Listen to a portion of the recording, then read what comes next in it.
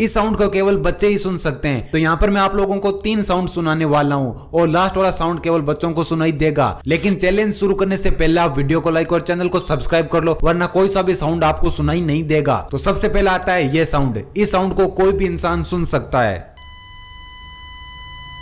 अब आता है ये साउंड। इस साउंड को केवल वही लोग सुन सकते हैं जिनके कान काफी अच्छे से काम करते हो।